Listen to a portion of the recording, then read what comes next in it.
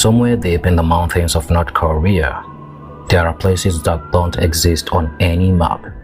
Places where people vanish forever, where names are erased, families disappear, and only whispers escape through the barbed wires. This is not a war zone. This is daily life for those trapped inside North Korea's secret death camps. For decades, the North Korea regime has denied their existence, but survivors who escaped tell a different story, one filled with pain, control, and unthinkable cruelty. This is the hidden world they tried to bury.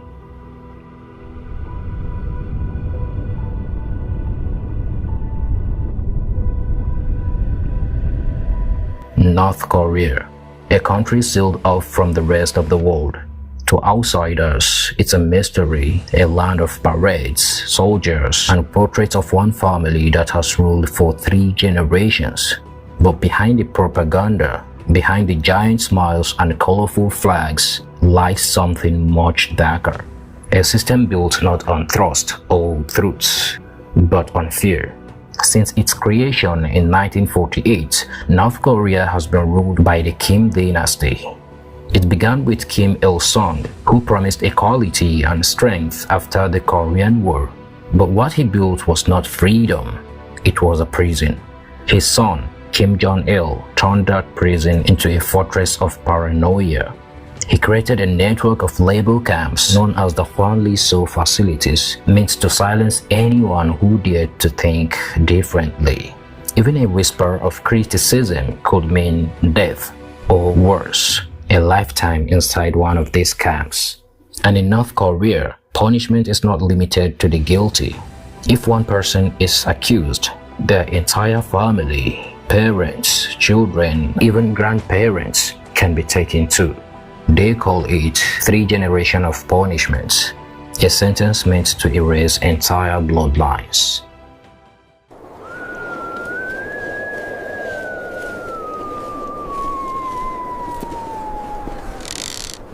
There are believed to be at least 6 major prison camps across North Korea. Each one is massive, spanning miles of rugged land surrounded by electrified fences, guard towers, and armed soldiers. One of the most notorious is Camp 14, located in the mountains north of Pyongyang. It's a place so secret that for decades, no one outside the regime ever knew it existed. Here, tens of thousands of prisoners are forced to work from before sunrise until long after sunset, mining gold, building roads, or farming in freezing weather. They survive on a few grains of corn and grass soup. Most die of starvation, disease, or exhaustion before ever seeing the outside world again. A man named Shin Dong-hyuk was the first known person born inside one of these camps who managed to escape. When Shin told his story to the world, it was hard to believe. He described executions carried out in front of prisoners. He said children were taught to spy on their parents, and that love, kindness, or trust were ideas that simply didn't exist. He once said, "I never knew what compassion was. I just knew fear." That single statement told the world everything it needed to know. These camps are not correctional facilities. They are designed for one purpose: to erase people completely. Bodies are buried in unmarked graves. Records are destroyed. Even mentioning a missing person's name can be dangerous. To the regime, it's as if they never lived.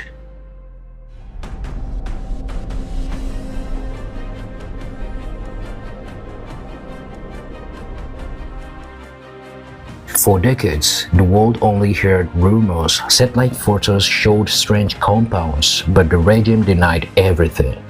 When the United Nations began investigating in 2013, the findings were horrifying. The UN Commission reported evidence of crimes against humanity, including murder, torture, forced starvation, and sexual violence. They said these crimes were not isolated events, but part of a deliberate policy ordered from the very top. Inside the camps, prisoners are worked to death women are assaulted, children grow up to knowing only hunger and fear. Those who try to escape are shot or publicly executed as a warning to others.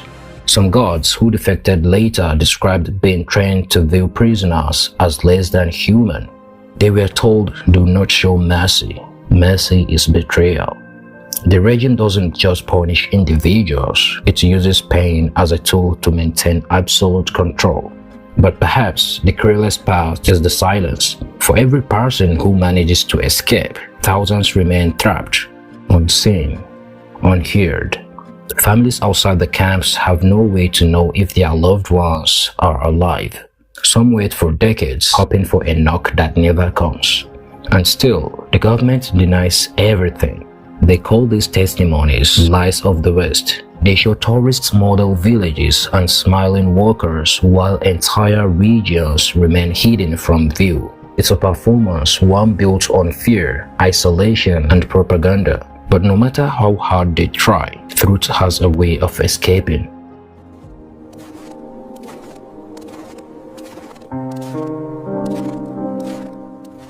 Every survivor who escaped North Korea carries the weight of two worlds, the one they lived through and the one that refused to believe them.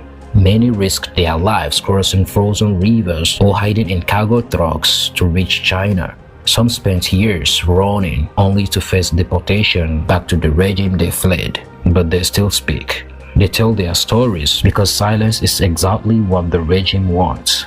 Shin Dong-hyuk, Kang Chol-hwan, and other survivors have spoken before the UN in documentaries and in books. Despite threats, despite trauma, their courage has forced the world to see what the North Korean government has tried to hide for decades. In 2014, the United Nations called for the case to be referred to the International Criminal Court. They called the crimes in North Korea unparalleled in the modern world. Yet even today, little has changed. The camps still exist, the prisoners still vanish, and the world continues to look away. But maybe awareness is the first step. Maybe stories like this one can keep their voices alive. Because in a country built on silence, every truth spoken becomes an act of defiance.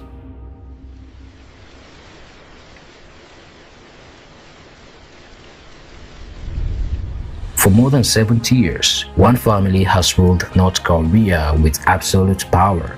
But power built on fear cannot last forever. Every story that escapes the barbed wire weakens the wall of lies just a little more. To the world, these camps may seem distant, hidden behind mountains and propaganda. But to those who lived there, they are a wound that never heals. Their voices remind us that silence helps the oppressor, never the victim. And as long as these camps exist, we cannot look away. This is the story North Korea tried to bury, but the truth always finds a way out. Thanks for watching. Every story reminds us that truth always catches up. If this story shocked you, share it. Someone else might need to hear it too. Stay safe, stay curious, and I will see you in the next one.